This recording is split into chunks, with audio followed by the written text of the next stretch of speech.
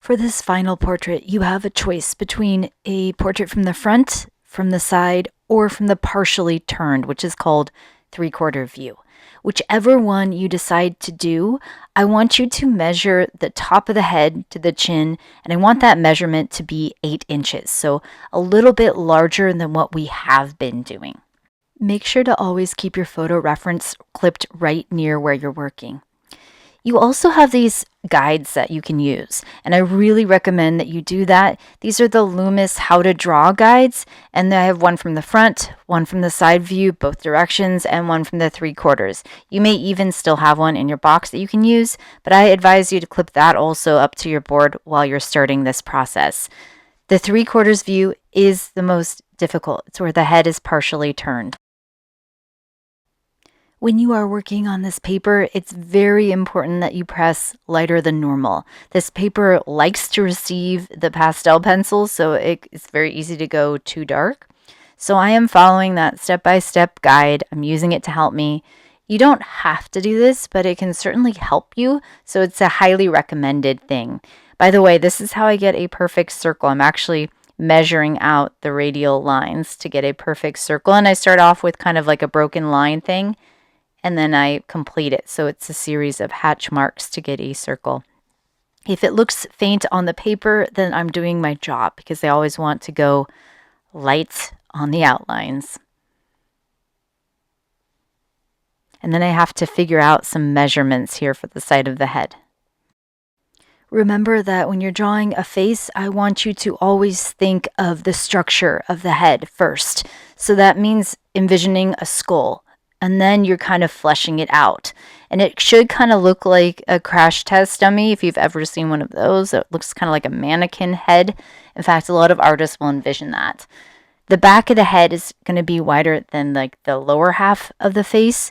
So, and that's because of the brain and where the brain's kept. So you always want to keep that in mind as well. I'm also looking for that center line down the center of the face. I'm actually drawing it on my reference here, and then I'm going to be drawing it on my actual physical drawing.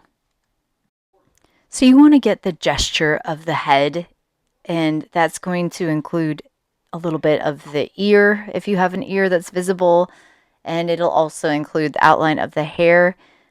My model has a leaf on the top, so I'm going to include that in the gesture. And remember, go light. Everything has to be super light at this stage. You're not committing to anything, and I like to use hatch marks. So it's not like a concrete line that I'm carving in. It's these little hatch marks that are pretty easy to move or erase if I need to.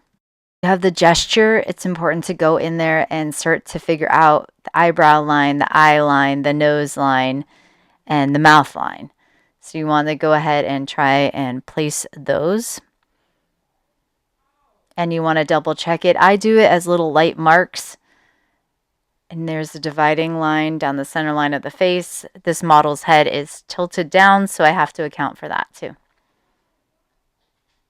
So when you're drawing these in, you don't commit necessarily to anything at this stage. You want to just kind of gesture it in very light and then make adjustments as you move forward with the drawing. Once you feel like you have the right placement of the eyes, nose, mouth, call me over. I want to check it. And then you can go ahead and move forward with actually doing a light outline of the eyes, the nose, the lips, the eyebrow.